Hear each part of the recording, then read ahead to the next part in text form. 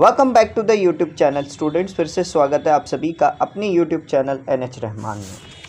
जैसे कि आप लोग जानते ही हैं, हम लोग इस वक्त class 10th NCERT maths chapter number 4 quadratic equation वाले चैप्टर्स में हैं। और इस चैप्टर में आज हम नेचर ऑफ रूट्स के बारे में डिस्कस करेंगे।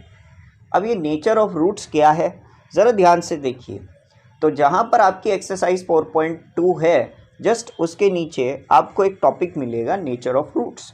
और इन्हीं नेचर ऑफ रूट्स में आपको ये क्वाड्रेटिक फॉर्मूला भी नज़र आ जाएगा। तो क्वाड्रेटिक फॉर्मूला क्या है, अब ये क्या चीज़ है, इसके बारे में भी ज़रा डिस्कस कर लेते हैं। क्वाड्रेटिक इक्वेशन तो हम लोगों ने पढ़ ही ली है, क्वाड्रेटिक फॉर्मूला भी देख लेते हैं। तो बच्चों, क्वाड्रेटिक फॉर्मूले की ज़रूरत क्या है, तो ज़रा पहले ध्यान से देखो जब भी हमसे पूछा जाए फाइंड द रूट या फाइंड द वैल्यू, यानी x की वैल्यू हमसे पूछी जाए क्वाड्रेटिक इक्वेशन में, जो कि होती है ax² + bx + c। अब यहाँ पर अगर हमारे से ये पूछा जा रहा है कि यहाँ पर x की वैल्यू क्या होगी, तो उसको फाइंड आउट करने के दो तरीके हैं। पहला तरीका है कि हम क्या करें, हम उसको फैक्टराइजेशन वाला मेथड यूज़ करें, जो कि हम लोगों ने प्रीवियस वीडियोस में भी यूज़ करके देखा है।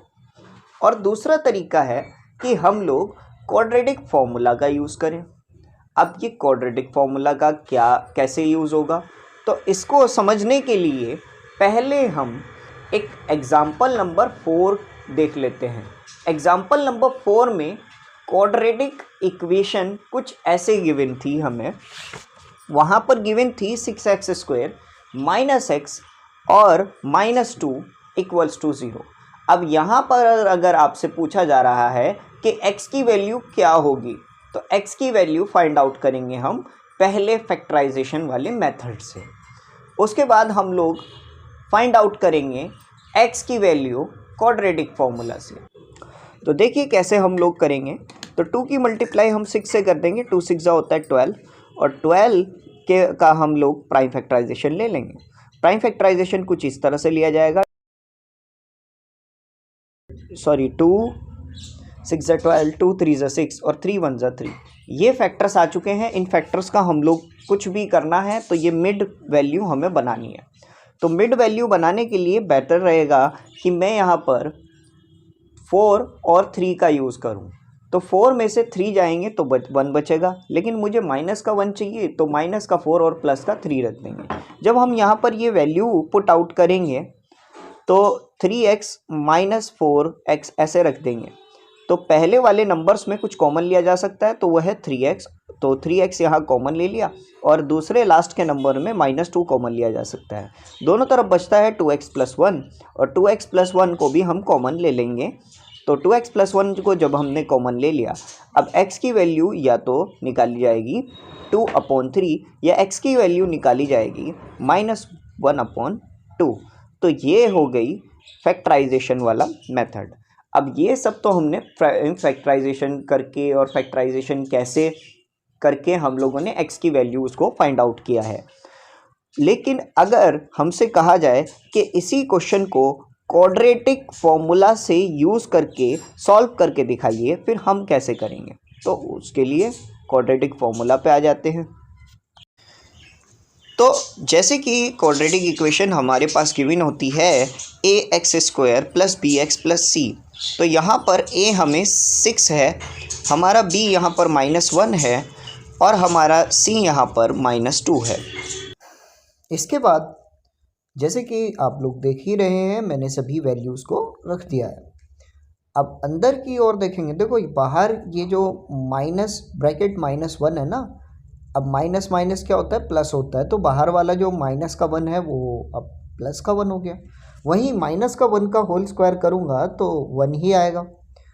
और 4 × 6, 4 6 24 होता है, और 24 -24 की मल्टीप्लाई जब -2 से होगी तो 48 तो आएगा, लेकिन वो प्लस का हो जाएगा, क्योंकि माइनस की माइनस से मल्टीप्लाई करते हैं तो वो प्लस आता है। अब 48 + 1 तो 49 आ चुका है। अभी इस 49 को अंडर रूट में ये 49। अब देखो एक बात मैं यहाँ पर पहले से ही आप लोगों को नोट डाउन देना चाहूँगा तो अगर आप पेन, कॉपी, इरेजर मतलब जो भी अगर आप पेपर वगैरह पर लिख रहे हैं, अभी रूट 49 अपने पेपर पर लिखें, क्योंकि इसके बारे में भी मैं अभी कुछ ही देर में आपको बताने वाला हूँ। तो देखिए रूट 49, अब 49 किसका रूट होता है? वो होता है 7 का। अब यहाँ बीच में जो हमने ये प्लस माइनस लगाया है ना, ये टाइम पास के लिए नहीं लगाया है। फॉर्मूला में भी आपको गिवन है कि यहाँ पर प्लस माइनस आएगा।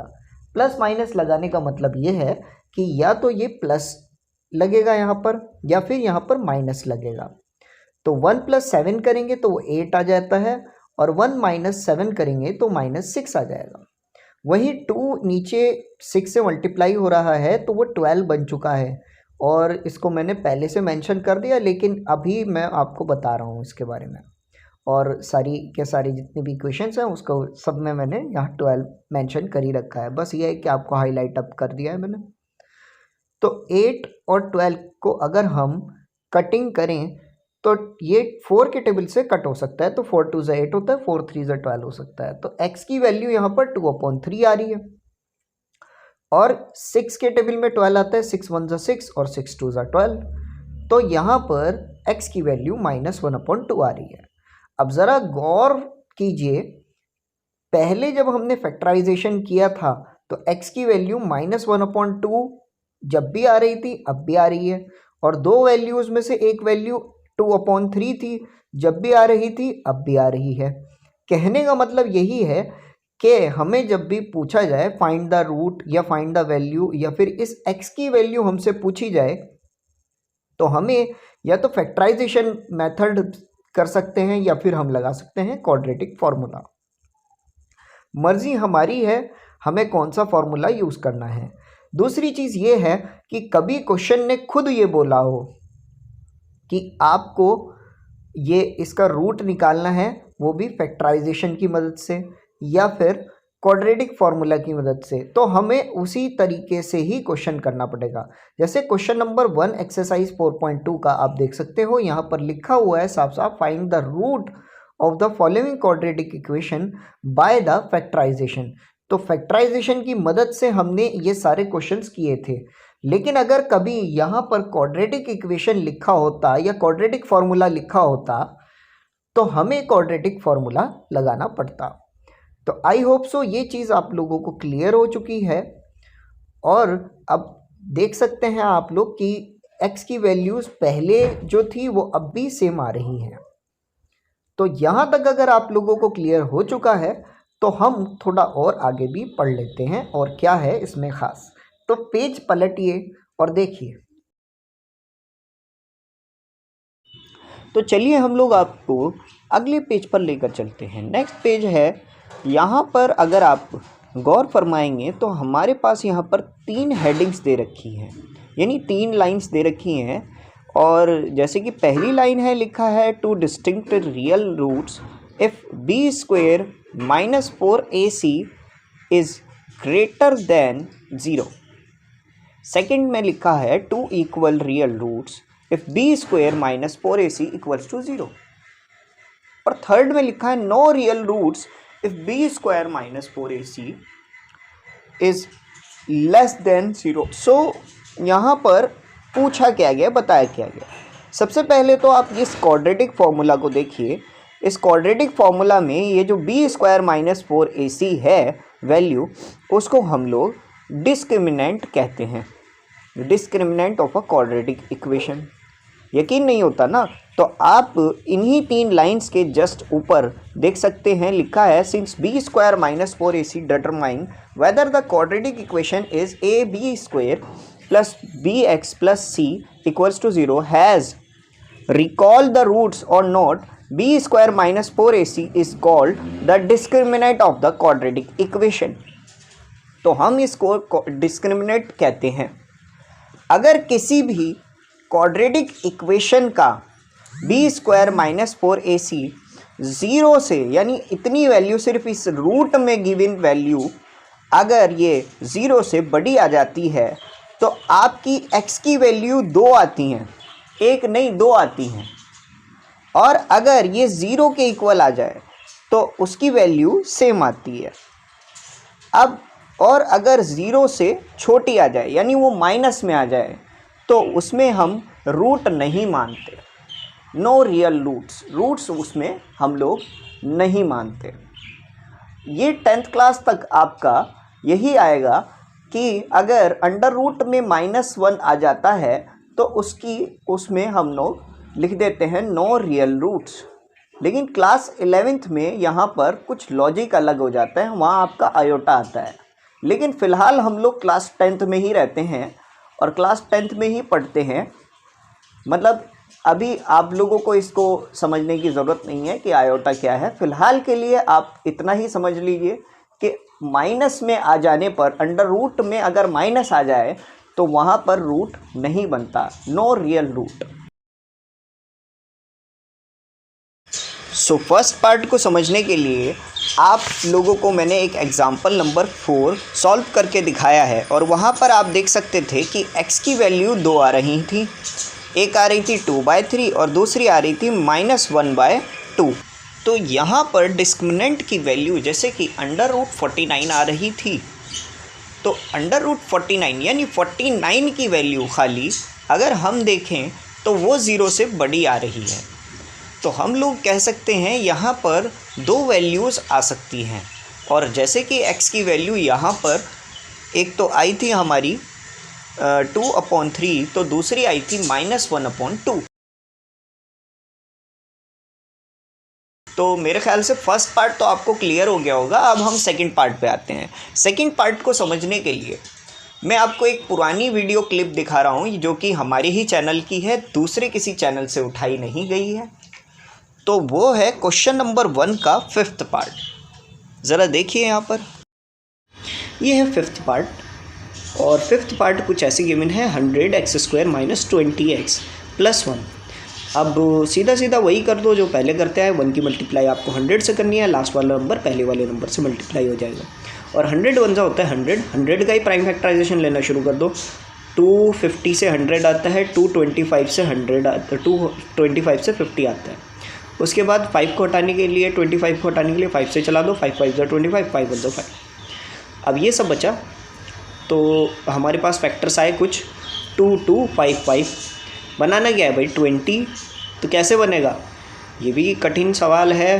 2 2 से होता है 4, 5 5 से 25, 25 - 4 तो 21 आएगा, नहीं चलेगा। और प्लस करूँगा तो 29 आएगा। तो भाई आपस अपने आप में फैक्टर्स होकर तो कुछ भी नहीं आ रहा है। लेकिन अगर मैं ऐसे चलाऊँ 5 2 से 10, 5 2 से 10, 5 2 से 10, मतलब ये 2 मल्टीप्लाई और ये 2 आपस में मल्टीप्लाई, तो 10 + 10 ये 20 बन रहा है। हाँ, लेकिन माइनस का 20 चाहिए हमें, माइनस का 20 चाहिए। तो माइनस का 10 और माइनस का 10 रख देंगे, तो यही रख देते हैं -10x -10x। अब शुरू के ये दो नंबर्स हैं, इनमें हम क्या कॉमन ले सकते हैं। यहाँ पर मुझे साफ साफ दिख रहा है 10, तो मैं 10 कॉमन ले लेता हूँ। 100 में से अगर मैं 10 कॉमन लूँगा तो अंदर 10x ही बचेगा और -10x में से 10x कॉमन लिया तो -1 बचा। वहीं यहाँ यही सेम नंबर आ रहा है, तो इन दोनों में अगर मैं कुछ कॉमन ले सकता हूँ तो माइनस का 1 होगा, क्योंकि इधर -1 आ रहा है तो इधर भी बनाना है। अब -1 की मल्टीप्लाई वापस -1 से होगी तो वो प्लस का 1 हो जाएगा। तो देखते हैं कॉमन लेकर, दोनों 10x - 1 आ रहा है तो 10x - 1 दोनों तरफों मैंने कॉमन ले लिया। तो देखो दोनों फैक्टर्स एक जैसे बन गए, 10x - 1 10x - 1 दोनों एक जैसे बन गए। तो 10x - 1 = 0, एक तो ये हो गया, दूसरा भी 10x - 1 = 0 हो गया। तो दोनों को एक साथ ही सॉल्व करते हैं। इधर का ये माइनस है, दूसरी ओर जाकर प्लस का हो गया, 10 इधर मल्टीप्लाई हो रहा है, दूसरी ओर जाकर डिवाइड हो गया। तो यहाँ पर आप देख सकते हैं x की वैल्यू 2 आ रही है, एक आ रही है 1/10 और दूसरी भी 1/10 है। अब अगर इसका डिस्क्रिमिनेंट हम लोग देखते हैं तो यहाँ पर b² के हिसाब से -20 का होल स्क्वायर रखना पड़ेगा। -4 × AC यानी 4 की मल्टीप्लाई 100 और 1 से करनी पड़ेगी। अब 20 का स्क्वायर होता है 400, माइनस करेंगे 4 1 ज़ा 4 और 4 1 ज़ा 4, 400 - 400 आएगा। यानी यहाँ पर वैल्यू जो आई वो 0 आ चुकी है। क्योंकि वैल्यू हमारी 0 आ चुकी है। तो यहाँ पर देखो सेकंड पार्ट में क्या लिखा हुआ था, 2 इक्वल रूट्स। अब ये दोनों के दोनों जो x की वैल्यू आ रहे हैं वो हमारे देखा जाए तो वो हमारे दोनों सेम ही आ रहे हैं, यानी 1/10 ही आ रहे हैं। तो डिस्क्रिमिनेंट अगर आप देख लेंगे तो पहले से ही आप लोगों को ये क्लियर हो जाएगा कि x की वैल्यू या तो दोनों सेम आएंगी या दोनों अलग अलग आएंगी, और अगर वो 0 से छोटी आई यानी माइनस में आई तो उसमें रियल रूट नहीं माना जाएगा। यहाँ तक आपको वीडियो मतलब जो भी एक्सप्लेनेशन है क्वाड्रेटिक इक्वेशन से रिलेटेड वो मेरे ख्याल से आप लोगों को समझ में आ चुकी होगी। तो अगर आप लोगों ने ये वीडियो यहाँ तक देख ली है तो मैं आप सभी से कहना चाहूँगा thank you very much, thanks for watching this video. हम लोग इसी तरह से कंटेंट लाते हैं जिसमें आप लोग समझ सकें हर एक इक्वेशन, हर एक वैल्यूज़ को। एनसीईआरटी के हर सॉल्यूशन को हम लोग पढ़ रहे हैं धीरे धीरे इसी सीरीज़ में। आप लोग हमारे चैनल के साथ बने रहें, बोर्ड में अच्छे मार्क्स लाएं।